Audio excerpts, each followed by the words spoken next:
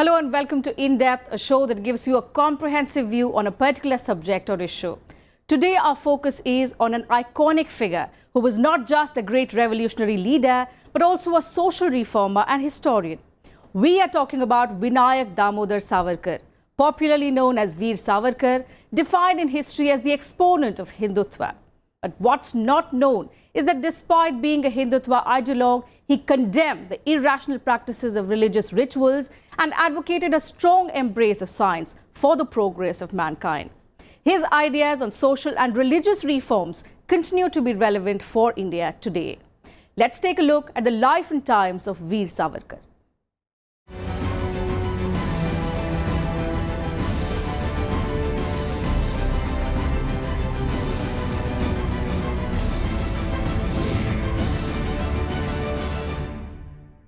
Veer Savarkar was a multifaceted personality. He was a modernist whose ideas on social and religious reforms, embrace of science and building a stronger state were much ahead of his times. Let's take a look at the life, thought, actions and relevance of Veer Savarkar.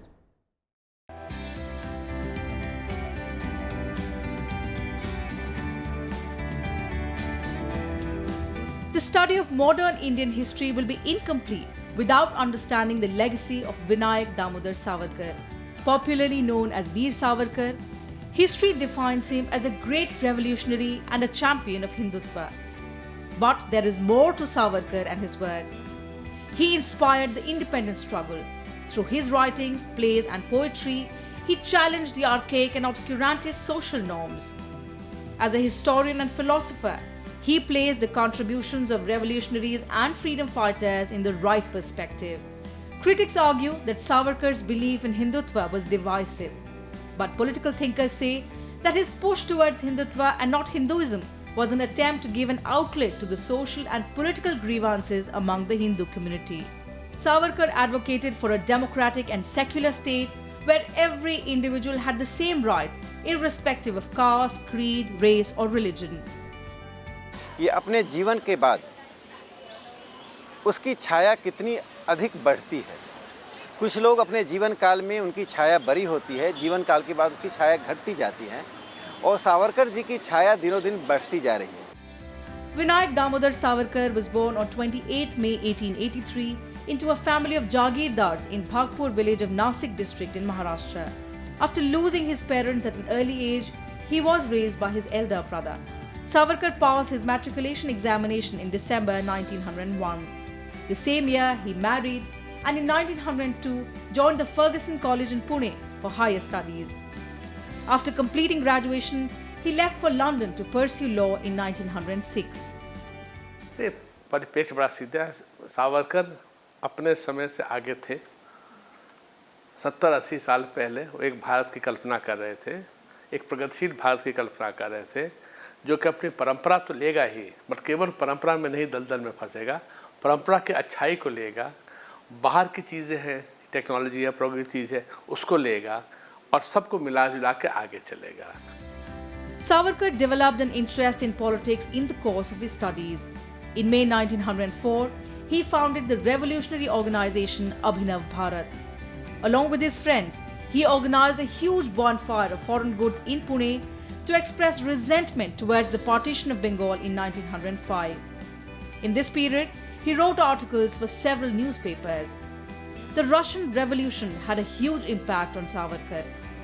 In London, Savarkar met Lala Hardayal, the caretaker of the India House there. He founded the Free India Society that held weekly meetings and celebrated Indian festivals and anniversaries of important figures and days in the Indian freedom struggle. On the 10th of May 1907, Savarkar organized a celebration of the Golden Jubilee of the 1857 martyrs at the India House in London. See, Savarkar was a nationalist.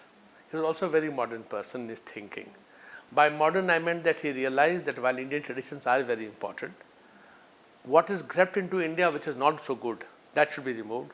What is good outside India should be absorbed, and the two together have to move forward. On the 1st of July 1909, Madan Lal Dhingra, a follower of Savarkar, shot dead William Hart Curzon Willie in London.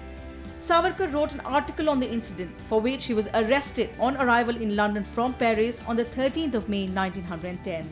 On 8 July 1910, Savarkar escaped through the porthole of the SS Moria while he was being taken to India. On 24 December 1910, Savarkar was awarded transportation for life. On the 31st of January 1911, Savarkar was awarded penal transportation for life for the second time, becoming the only person in the history of the British Empire to have received it twice. On July 4, 1911, Savarkar was sent to the cellular jail in the Andamans.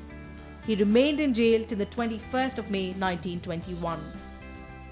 देखिए, सावरकर जी वे थे जो मानते थे कि भारत एक पुण्य भूमि है, और इसे पुण्य भूमि मानने वाले सावरकर जी क्या हिंदी साहित्य के श्रेष्ठ पुरुष मैथिली शरणगुप्त भी हैं।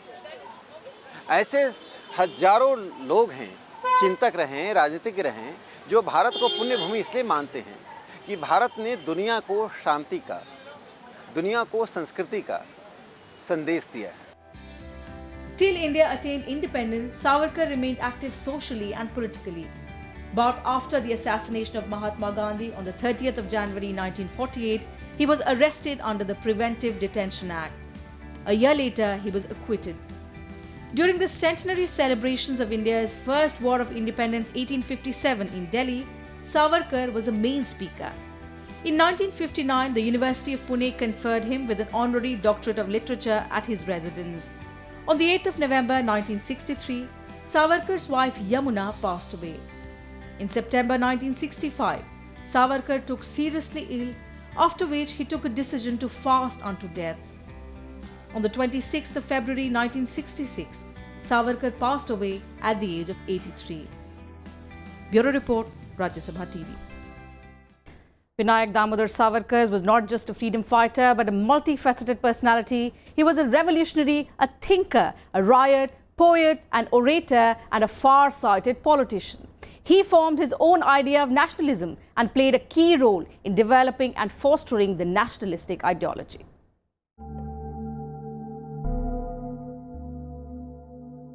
Vinayak Damodar Savarkar was a fierce supporter of nationalism. He had his own distinct vision for Indian nationalism, according to which ethnic identity or geographical identity are not enough to define nationalism. Savarkar believed that the identity of a nation or its nationalism rests on three pillars: geographical unity, racial features, and a common culture. He believed that sharing a language was key to establishing a common culture and hence pushed for adopting Hindi or Sanskrit as the common language. However, not everyone agreed to his point of view. यानी कि आदमी को हम उस तरह से नजरिए से ना देखें वो किस धर्म का है, कौन भाषा बोलता है, कहाँ का रहने वाला है, उसको हम ना देखें, या देखें कि मनुष्य जो मनुष्य है और वही खासियत होती है। तो आज के संदर्भ में मेरे ख्याल से वो सबसे इम्पोर्टेंट चीज़, सबसे महत्व वही रखता है सावरकर के, अगर विरासत मानेंगे वही रखता है। The fierce nationalist streak found an expression even in his early childhood when Savarkar founded the revolutionary organization Abhinav Bharat in 1904. Its aim was to free India from the British rule. The organization was dissolved in 1952. In 1905, after the partition of Bengal, Savarkar gave the slogan of Swadeshi and set fire to imported clothes in Pune in protest. Savarkar keenly supported the two-nation theory. Even though he believed Hindus and Muslims are two separate cultural groups with different needs and aspirations, his nationalist sentiments made him oppose the division of the country, saying that both Hindus and Muslims are integral parts of India. देखिए, two nations theory को मैं किसी व्यक्ति विशेष सिर्फ जिन्ना से मैं नहीं मानता हूँ। यह एक विचार है कि बहुसांस्कृतिकवाद भारत में वो नहीं रह सकता। भारत हिंदू बहुसांस्कृतिकवादी है। To strengthen nationalism, Savarkar emphasized the need to return to the Vedas. He believed that a national revival was necessary to foster nationalism in the country. Savarkar believed that Hindutva is not a word but history, and it can't be viewed only in its cultural and spiritual aspects. For Savarkar, nationalism was beyond the realms of religion, and the struggle was necessary to awaken the true feeling of nationalism. a struggle that would not be against an individual or a nation, but against one's own self. देखिए, सावरकर जी की राजनीतिक विरासत तो हिंदू महासभा के संगठन के रूप में था, लेकिन उनके द्वारा दो चीज़ें जो महत्वपूर्ण हमारे सामने आती हैं। पहली बात कि जीवन में राष्ट्र को प्राथमिकता देना, दूसरा कोई भी त्याग राष्ट्र के लिए कम नहीं होता है, राष्ट्र सर्वोपरि का भाव रखना, तीसरा राष्ट्रवाद को एक बड़े परिप्रेक्ष्य में देखना, अर्थात भूमि भोग भूमि नहीं होकर एक पुण्य भूमि है। Vinayak Damodar Savarkar also started a Shuddhi or reconversion movement among the Hindus to propagate Hindutva and promote his nationalist ideology. He also led many programs for social reforms aimed at fostering nationalism in the country. Savarkar was clear that we have our own traditions, but we should never let traditions come in front of us, should not block our progress. So while traditions are fine as long as they are useful to us, so that is why his main focus was that we should always be looking forward. Savarkar was relentless in developing the political ideology of a Hindu nation. Brimming with the spirit of nationalism, his books were often confiscated even before they were published. But they couldn't stop his revolutionary poetry that he scribbled on the walls of the cellular jail with coal when he was lodged there. Existing even today, these poems on the motherland and patriotism act as a reminder of the iconic nationalist that Savarkar will always be. Bureau Report, Rajya Sabha TV. Even though Savarkar propounded and championed the cause of Hindutva, there were many instances where he questioned some of the very rituals and beliefs of Hinduism. His writings and philosophy point to a keen mind that went beyond the dogma to embrace pragmatism and also the idea of progress. It is essential to look at the life of Savarkar from various angles. He was a staunch supporter of Hindu nationalism but did not support casteism. Savarkar was against cow worship and called it superstitious, but he also coined the word Hindutva, which mostly had a political meaning than a religious one. Although it does appear that he was a supporter of social and political communism, he expressed his views through the Hindu Mahasabha. Savarkar managed to adapt to changing circumstances and needs with ease. देखिए, सावरकर बड़े इस मामले में clear थे कि समाज को साथ लेके चलना है, संतुलन के आपने के संतुलन की बहुत आवश्यकता है समाज में, और समाज में मनुष्य बहुत ही महत्व रखता है। तो बाकी जो हमारे सपोर्ट सिस्टम्स हैं, धर्म जैसे हुआ, पूजन हुआ, ये सब हुआ, वो अपनी जगह पर रहता है, उसको हटाना नहीं है, बट उसको आगे नहीं करना, मानव को पीछे नहीं करना है। तो उस संदर्भ में आपको सावरकर को देखना पड़ेगा। It was in 1923, while lodged in Ratnagiri jail, that Savarkar wrote his ideological treatise, Hindutva, Who is a Hindu? In the book, he focused on Hindus and Hinduism, but several changes were made in later editions. He also believed that Hindus came into existence not from mythology, but from the Greeks, Iranians, and the Arabs. However, he cautioned that these terms are beyond interpretation. Several times he tried to keep Hindutva separate from religion, only giving it a political angle. देखिए, एक तो सावरकर जी गौ पूजन के समर्थक नहीं थे, इसे सावरकर जी को उससे जोड़ना गलत होगा। इसलिए गाय का महत्व मनुष्य पर देना, मनुष्य का महत्व गाय पर देना, दोनों तुलना ही गलत है। हिंदू शब्द की व्याख्या उन्होंने एक सर्वसमावेशी शब्द के रूप में की है, इससे सावरकर जी को धार्मिक राष्ट्रवाद से जोड़ना निहायत गलत होगा। Vijnana Nishtha Nibandh, an essay on science, contained Savarkar's logical views that made him stand apart from his existing Hindutva beliefs. He wrote that in an agrarian country like India, it is understandable that the cow should be liked. The cow has been our companion for long. It provides so many materials and its milk has been responsible, together with grain, for the growth of our physical stature. The cow has almost become a member of the families which keep it. The compassionate mind and heart of the Hindu feel gratitude to the cow. If the cow is worshipped because it is so useful, does it not follow that she should be cared for well to maximize her usefulness? If the cow is to be put to the best use possible, you have to stop worshipping it. When you worship the cow, you lower the standing of mankind. The Patit Pawan Mandir at Ratnagiri is a standing testimony to his indefatigable commitment to social reform. With inputs from Leena Sharma, Bureau Report for Rajya Sabha TV. We'll take a very short break here. The journey of Veer Savarkar will continue on the other side. Do stay with us.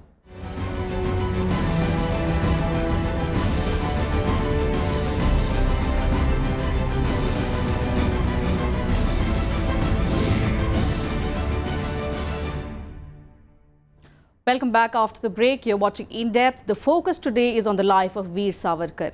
The freedom struggle of 1857 has been hotly debated by historians. While the British historians called it a mutiny by soldiers, many others considered it just a peasant revolt. But Vinayak Damodar Savarkar was the first person to use documentary evidence to state the irrefutable fact that it was indeed India's first struggle for freedom.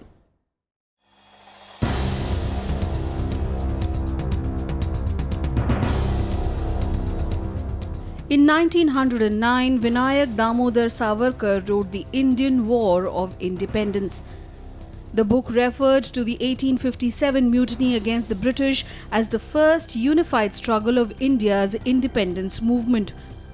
The book, which was banned by the British even before its publication, remained an inspiration to freedom fighters for years.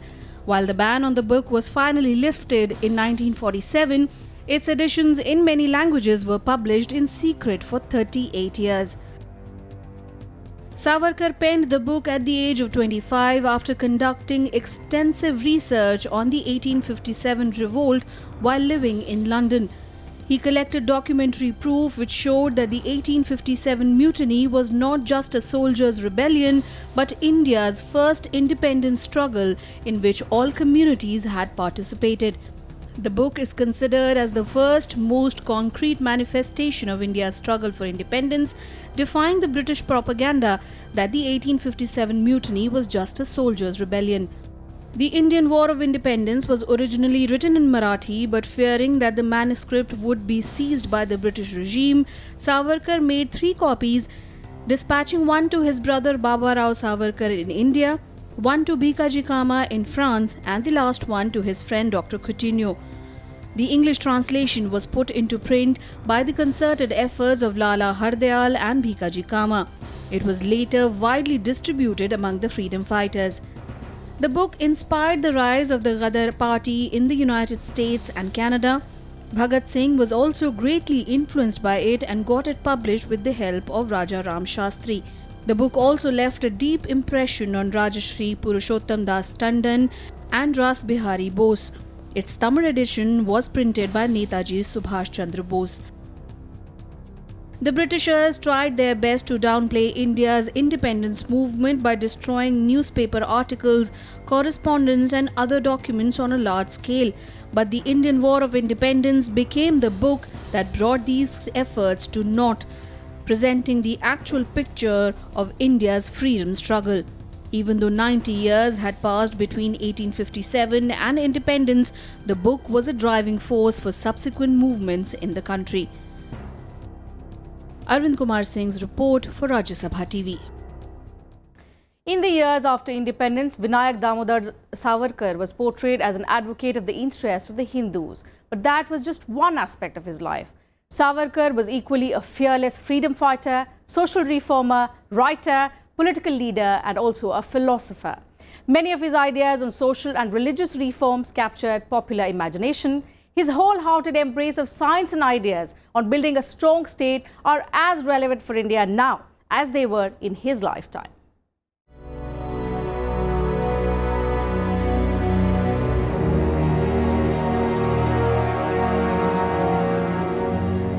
Vinayak Damodar Savarkar coined the term Hindutva or Hinduness to create a collective Hindu identity as an essence of Bharat.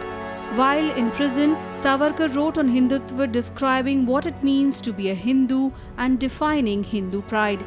His writings on other religions, cultures and other schools of thought were no less important. Savarkar ji मानते थे कि आर्थिक विषमता किसी भी समाज को एकत्व में नहीं रहने देती तो सामाजिक आर्थिक विषमता को दूर करने के लिए सावरकर जी ने एक दृष्टि दी, लेकिन चूंकि पूरा डिबेट सावरकर जी के राष्ट्रवाद पर होता है, इसलिए उनके सामाजिक आर्थिक पक्ष पीछे छूट जाता है। Savarkar was a multifaceted personality. He was a pro-independence activist, but equally he was an accomplished poet, writer, playwright and philosopher. He wrote extensively in English and Marathi and has over 10,000 pages to his name in Marathi language. His poetry is a lasting legacy.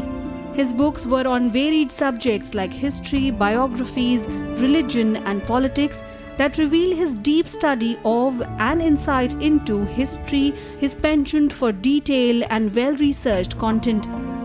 His book 1857, The First War of Independence, described the 1857 revolt as a unified and national uprising of India as a nation against British authority. Savarkar देखते हैं कि सब मनुष्य बराबर हैं, सब मनुष्यों को लेके चलना है। सामान्य विषमताएं जो हैं उस सब के खिलाफ होते, वो डिस्क्रिमिनेशन के बहुत ही खिलाफ थे और वो बड़े इस मामले में क्लियर थे, स्पष्ट थे कि जब तक हिंदू समाज में ये सब रहेगा तब तक ये कमी रहेगी, भारत पीछे रह जाएगा। तो ये सब समता हटाना है, समता लाना है समाज में, आगे देखना है और साथ मिलकर काम करना है। Veer Savarkar was also a social reformer par excellence. He critiqued several social and religious beliefs that were prevalent during his lifetime.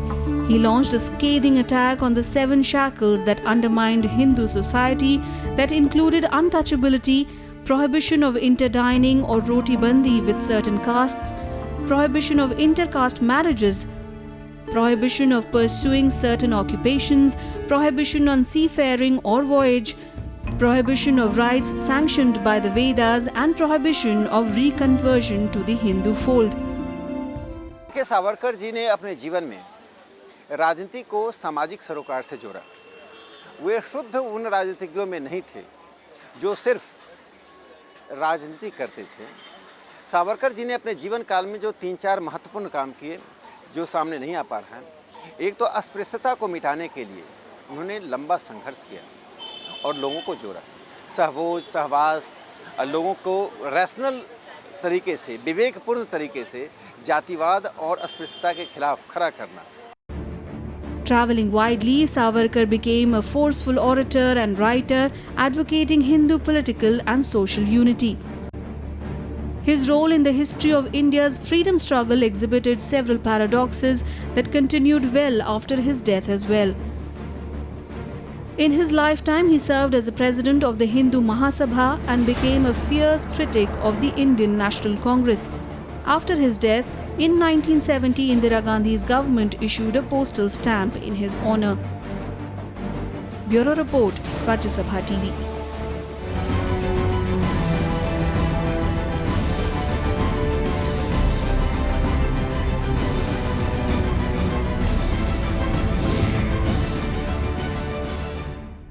And that's it from us in this edition of In Depth. Thanks for your time.